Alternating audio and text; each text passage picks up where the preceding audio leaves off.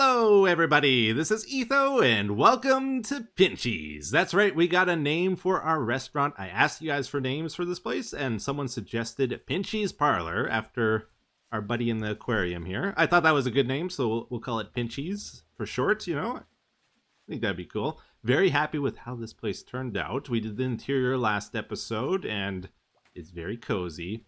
This is very different from what I normally do in Minecraft. Like, I don't build restaurants, right? I don't build hotels or anything like that. Even houses I don't really do because, yeah, you can build those things, but then they don't really serve any practical purpose when you're done. It's not like you can build a restaurant and then, like, have a waiter come and serve you at the table and bring you food or anything like that. That would be weird. It would be cool, but can't really do that in Minecraft, right? Hey! Hey, this is not what I ordered. I didn't even order anything. Come on. This isn't cooked. What is this place? Aha. Yeah, so I figured we are far enough into this series now. We might want to start thinking about goofing around with the NPC mods we have and start figuring out some of the basics of how they work and start figuring out what we're going to do with them in our world, like how we're going to implement them, because there's actually quite a few decisions that need to be made on that, like what we're allowed to do, what we're not allowed to do with the NPC mods. They give you a lot of power, and you can cheat in items and stuff if you start using those mods. So obviously, the integrity of our world comes first here. We don't want to just like cheat in items. We need to set some rules on what we're allowed and not allowed to do with them. So we'll get into that today. First, let's look into a PowerPoint presentation here, though. We'll boot up our TV. So this is how I see the general game loop in Minecraft. First, you explore the world, you find cool locations, and then you decide where you're going to settle down. Then you collect resources in those areas you've explored to start building up your world. And number 3, you shape it and you build up your structures. You know, you do your terraforming and you build your cool places. And then number 4 oftentimes gets overlooked. A lot of times you go back to number 1, do number 2, number 3, you finish your build and then you move on to the next build, right? The way I like to see Minecraft is number 4 as well. After you're done building, you want to be able to interact with the stuff you've built. Like, after I'm done building this house, I want to have a reason to come back here and enjoy the build I've made. You guys have probably noticed this, but I do enjoy building a lot more than I used to. Like, I do actually get into it and enjoy the process and like to try make cool looking things now, right? Before I only did it because I kind of had to. But overall, I still really think number 4 is the most interesting part of the game. The interactions with the builds afterwards. If you want something that looks nice, just look at a postcard or something, right? But what you do with the world afterwards is what really matters to me, even still. So that's what's cool about modded Minecraft, is it gives us new ways of interacting with our world that we can explore here. And one of those is the NPC mods we have. So we have 2 of them, the Custom NPC mod and the Cosmic NPC mod. We're going to check out Custom NPCs first. This is the mod we had in the first season of this series. And from what I can tell, I've kind of been looking through it a bit. This is a new updated version. A lot of it's still pretty similar. And yes, it does look crazy complicated because it can be crazy complicated. But for most things, it's pretty easy to set up an NPC. Let's say we want to make a bartender here. We'll call him Doug because that's a great bartender name. We'll just run through an example here. We can give him a title, bartender. All right. Then we can choose a model, like if we want to use Steve or Alex or something crazy, we can. I'm not going to change this because that's getting more complicated than I want here. We can set a texture to our guy, and there's different ways of doing this. You can either like type in a player, like let's say we want to do B000100. Can't forget that 100. We can apply a cape to him afterwards. An overlay is like an extra layer that goes over the skin. Okay, let's just check this out first off here. So it has loaded B00 skin. And actually, the eyes work on this. Okay, that's interesting. Because like, if I just put down a blank guy here, they got crazy eyes. I don't think this is working too well with our shaders. But look at B-dubs. He's looking great, isn't he? He's looking really 3D, too. Okay. We probably don't want to use B-dubs. What else do we got here? You can put a URL into this for, like, a skin location online.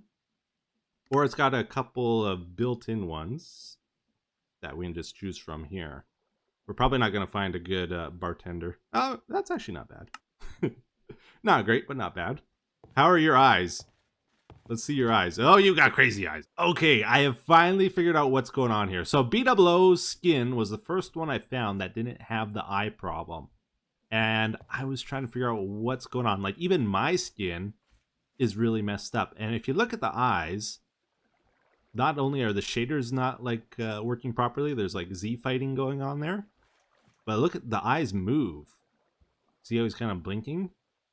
So what that is, that's actually a special additional layer that gets applied. And normally if you don't have shaders, it probably looks great, right? But because we have shaders, it's all weird. But I found out if you go under models, you have all these different parts of the body you can control. One of them is the eyes, and you can just shut them off.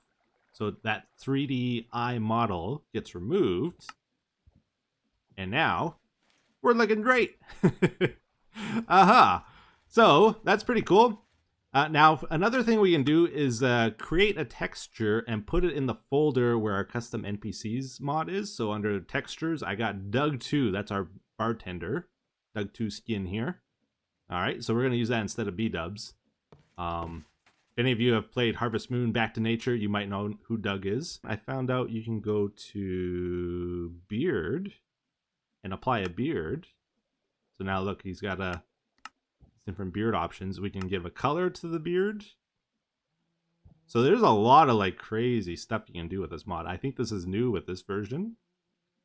There we go. That's a pretty good match. All right, get out of there. And now he's got like a magnificent beard. Look at that. Aha. You can give him a mohawk. We can do all kinds of crazy things to him. But that's the basic thing to getting the guy set up. And then what you can do is like control like if he's aggressive or if he attacks mobs, or if he's got resistances to different things, if he takes damage from fire, burns in the sun, you know, potion immune. He's got all these different effects that control his life and stuff. Then there's also AI. This is how he actually moves around in the world. Like, does he try to avoid water? Under movement, this is the most important one. You can set a couple different things here. If he's just standing around, sure, you can get him to wander and give him a range to wander, like maybe 5 blocks. Okay. Now, instead of just standing, he should start moving around a little bit and look a little bit more natural, like he's a real being instead of just a stationary NPC. Maybe he won't. Maybe I don't know what I'm doing. Oh, no, look, he moved a little bit. With the custom NPC mod, the NPC wand is our main tool. If we right-click the ground, we'll create a new NPC. If we right-click an existing one with it, it'll edit it. Or if we right-click the air, it'll bring up a list of all the current NPCs loaded in the world. So we got Etho and Doug. If we want to edit Doug, we just click Doug, hit edit. And it brings him up. We can change his AI back to standing. And he should pop back to there. I think it resets it. Maybe not. I think if he gets far enough away, he'll reset. Oh, he's coming back. Okay. All right, you stay there, Doug. Let's delete old Etho here, because he's not really doing anything. Now, I wanted to play around with this tool, the NPC Pather. So, I think we right-click him. Ooh, maybe not. Okay, Doug, how do we do this? I'm going to right-click the ground, added point to NPC Doug.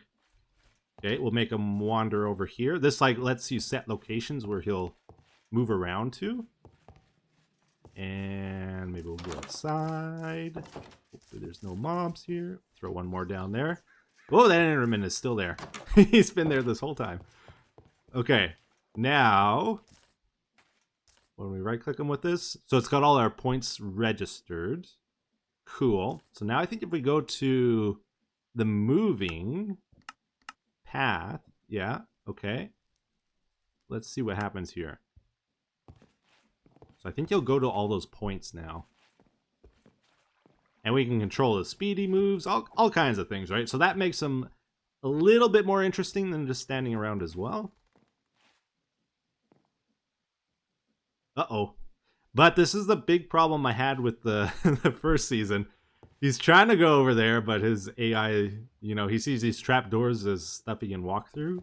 So that messed him up. Anyways, that's kind of the basics with the custom NPC mod. There's a lot more depth to it. You might remember the first season we did some scripting as well. I don't know if we'll do that this season. We have another mod for handling more complicated stuff, which we'll check out now as well. But look at this. Like, in a matter of 1 or 2 minutes, I can set up an NPC that wanders around like this. And it looks pretty natural, right? And I think it adds a nice element to the build. So after we build something, we want to add NPCs to the world that kind of move around it and maybe interact with it or interact with us. And it just adds that whole extra layer to our world, I think. I think it's really cool. So currently my plan is let's use the custom NPC mod for the basic stuff, for the general NPCs wandering around, standing at the bar, you know, that kind of stuff. It's very good at that. It's easy to set up and it's very easy on my frames. While this other mod we're going to check out is a little bit more rough on the frames for some reason. I'm not sure why, but it is extremely cool in a different way. So let's check this out. This is CosmicNPCs. The way it works is you go enter this command, NPC record. Then you enter file name to record to. Let's do file 1. All right. Now I'm recording, guys. We're recording here. What should we do? Let's go sit down at the bar. Let's just test a few things here. Let's take the water bottle out of the brew stand. For some reason, my advancements got reset. We'll put it back in. Let's throw a torch over here. We'll put a torch down here. We'll break it. Let's get our bow out. We'll shoot at the targets. Play some darts here. Run around a little bit more. Pretty good test, I think. And then let's stop it. So you stop recording by entering the exact same thing. It says it stopped it there. So now what we can do with the CosmicNPC mod is go to /play and file 1 is the name of the file. So it saves that script on our hard drive. Then it wants a name for the NPC. Let's call him Dummy, because it's going to be me. Then we choose our skin. And let's go for an Etho. I got Etho skin in my folder here for the CosmicNPC mod. I did that in advance. And when we do that, it plays it. And everything in his inventory gets copied over. Like everything I have. So he's got our exact same armor, exact same inventory. Oh, and game crashed. Yeah, so that's what we got to figure out here. Is like, what are the limits of this mod? Because honestly, I have no idea. It's doing things I don't expect it to do, and then it crashes on things I figure it should do. We got a ticking entity thing when it tried to sit down here. So now I know don't sit in these seats. I recorded a new thing where we don't sit in the seat. Let's try play it back again. And just tested a few things. So I tried taking off our armor this time. See if that happens. Yeah, he'll take it off and put it back on. Yeah, so you can do that. Cool. So he's just running through the script that we gave him, and if there's any problems, it crashes. Jumping on the pool table like a fool. Oh, and there's another crash, so you can't take stuff out of inventories. Yeah, that's what it's looking like. So I tried another test where I picked up the book on the lectern there, and it crashed. So it might just be if there's a visual update, we'll find out. Let's run it through another test I did. It could be like a chest would work, though, because it doesn't visually update. I'm not sure. So I tried going on the conveyor belt, I think. Oh, I equipped the shield here, and I wanted to see if it would flip back and forth. That works. Cool, cool. Then I think I went on the conveyor belts to see if that would move them. Yeah, go ahead. Go ahead, dummy. Good. Then I tried to fight it to see if that would glitch out the movements. Oh, it looks like that worked pretty good, actually. Then I tried the doors. And open and close doors. Then I think I tried the pressure plate out. See if you could interact with redstone stuff. Yeah. Okay, cool. Then the chest. And that's a crash. Okay. So I've been doing a little bit of investigating, and you know what's really weird about all this? It's not actually the CosmicNPC mod that's crashing. It's the custom NPC mod that's crashing. They're conflicting with each other. I think the custom NPC mod thinks it's like controlling the NPCs even though it's not, and then when it tries to sit down, it's like, I don't know how to sit down in this seat, and then it throws a ticking entity error or something.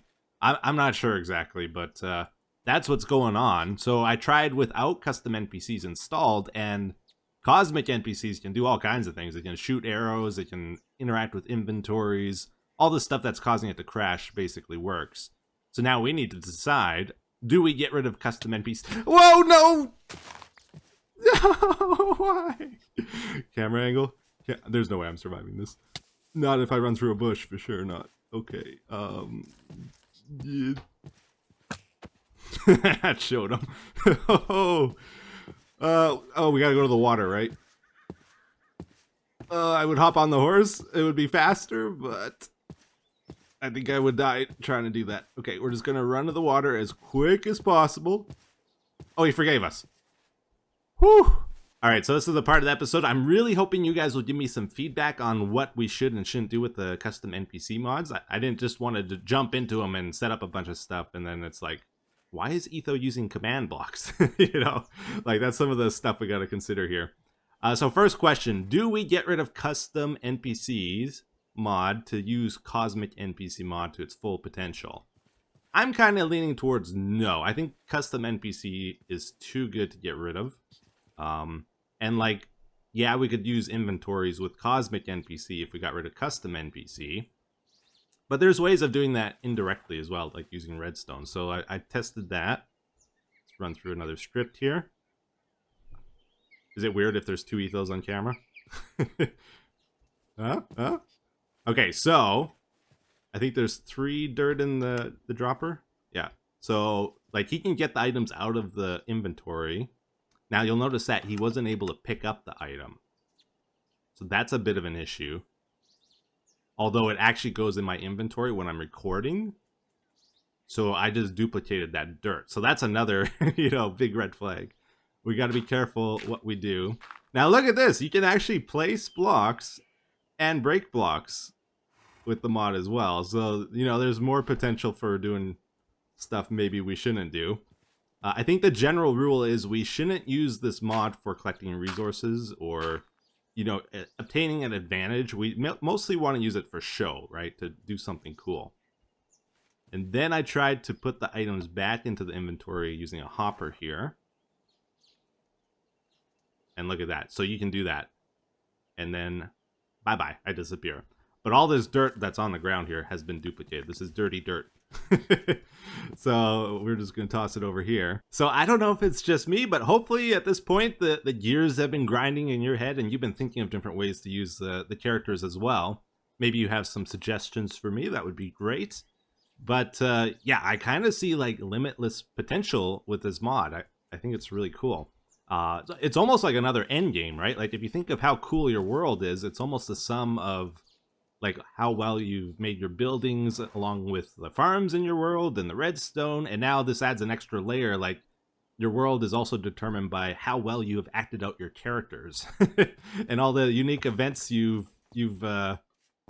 assigned to them, right?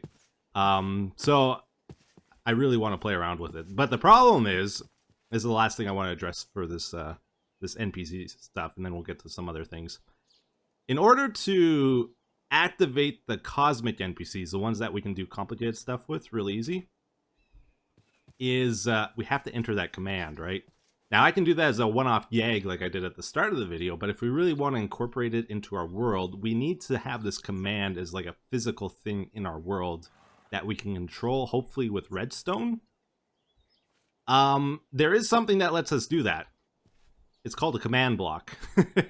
So ideally I wouldn't want to use a command block, but that's kind of the only option we have. So we could enter this command into a command block and then trigger it with redstone and it'll summon the NPC. So for our waiter example, let's say we wanted to actually make that a thing. The way I would do it is have an inventory that we put food in, not spawn the food in out of nowhere, but we'd actually have to create the food and put it in an inventory. Then we detect if it exists with a comparator. And then when I go to order the food, let's say I push a button to order a salad, or I guess beetroot soup. I hit the button, and then that'll let the signal through if both these conditions are met. And then it'll summon the waiter, he'll bring us our food. An item will get ejected from this, probably into lava, and he'll just have the food on him, right? And give it to us. That way it keeps track of the item count and we're not creating something from nothing. When this runs out of food, the comparator goes off and then the signal won't go through to activate it if it doesn't exist. So there is one more option to consider besides the redstone and command block routes, which I don't like as much. We actually did it in Season 1. You remember we did all that scripting with the custom NPC mod? And it worked somewhat, but I struggled a lot with that. And I think it was really boring for the video. So I don't really want to go down that route. And the other problem is it's a more of a technical issue. Let's say you have 10 custom NPCs. They all need to have scripts running, and those run all the time. So each one is a different thread that runs, and it starts to bog down the game the more NPCs you have. So you're limited on maybe 5 or 10 in the entire world. The difference with the Cosmic NPC mod is that the scripts are saved on the hard drive. So you can have like 1 million scripts saved, and they're not actually running until you actually trigger them with redstone and a command block. So that is that's pretty cool, because you can also do redstone logic that way too. Like, let's say you want some NPC to do something at nighttime. Well, you just throw in a daylight sensor, right? And use that as a condition. Or maybe I need to be a certain position in a world for an NPC to do something. Well, then I just check if I'm there. Maybe I have to walk on a pressure plate to do it or whatever. All right, that's enough of the NPC stuff. If you got ideas, let me know. But we're going to get to doing some other things here for whatever is left of this video. I rambled on a lot, I'm sorry. There's a lot to cover. Let's head upstairs here. So you might remember we had the potion machine on the lawn there for making gunpowder. I got that moved upstairs along with our creosote maker. So we were cooking wood in here to make creosote oil. So check this out. We got 2 crafting recipes set up here. If we flip the lever up, it unlocks this and they start crafting. The one on the left is for making treated wood using the creosote oil being made over there. It gets pumped over, piped over, and it fills up the buckets at the top there. And then after it crafts them, check this out. It kind of just ejects the item in midair, and then this thing sucks it up, and it goes into the chest here. So we got treated wood planks, and then we use those in the second recipe for making gunpowder barrels. We have gunpowder on the right there, string on the left, the fiber. And what's this? Wooden barrels. So I just manually craft those and throw them in there using this wood here. And then we also got our potion maker on the left here. So all we got to do to run this is feed it. It's not fully automatic still, because again, I'm not really sure what I'm doing. But we just feed them some wood, hit the button, and it'll make some potions. We'll start mixing them up here, pretty much like we had it before.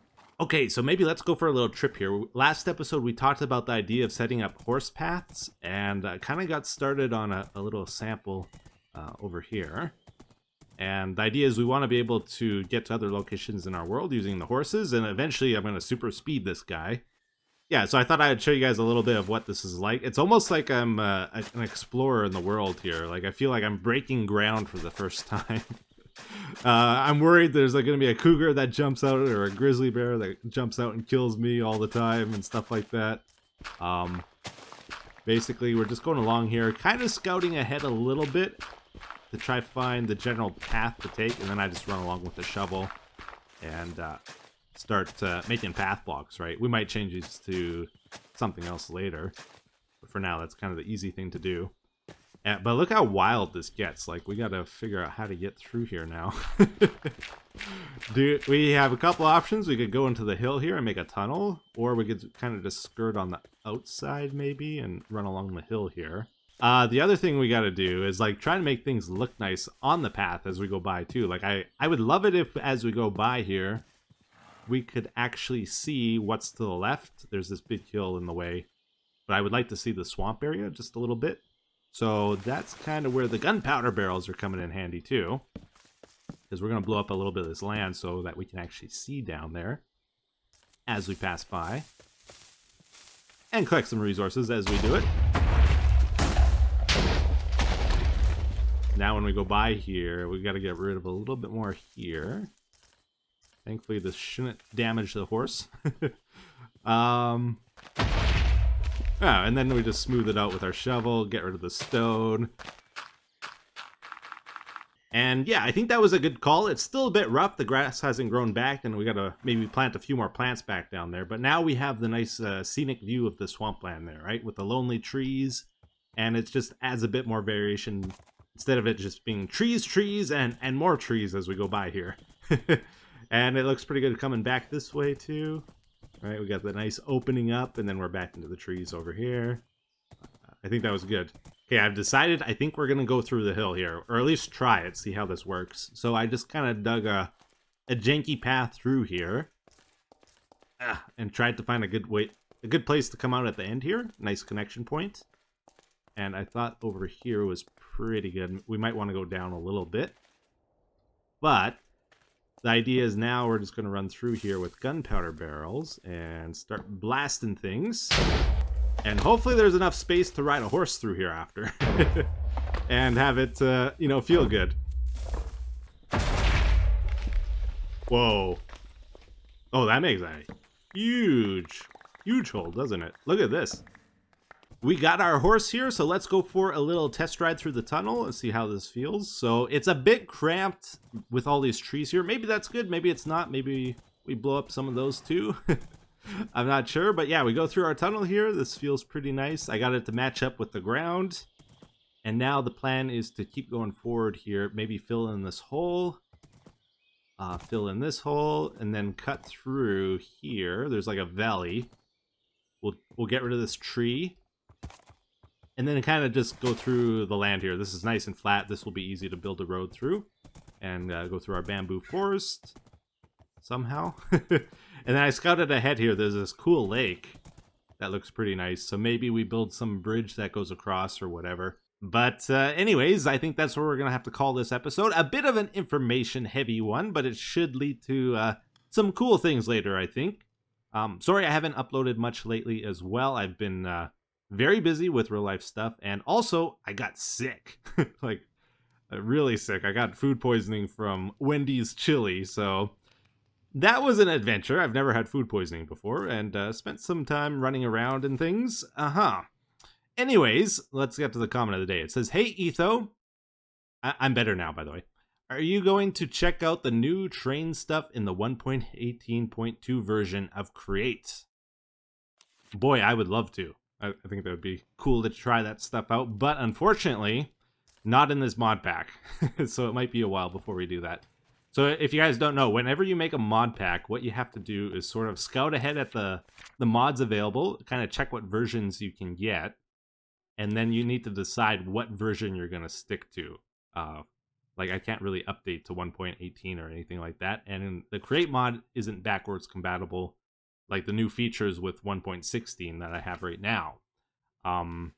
So yeah, I decided to go for 1.16 because the Create mod was updated for that at the time, and most mods were, but unfortunately, like, I had to leave some mods behind. Like, I would have loved to have played Thaumcraft, but that didn't update. It's stuck at 1.12, right? So if we went to a 1.12 pack, then I wouldn't have got the Create mod, and you kind of got to bounce around and pick a number that seems right when you make a mod pack, and this is where we landed.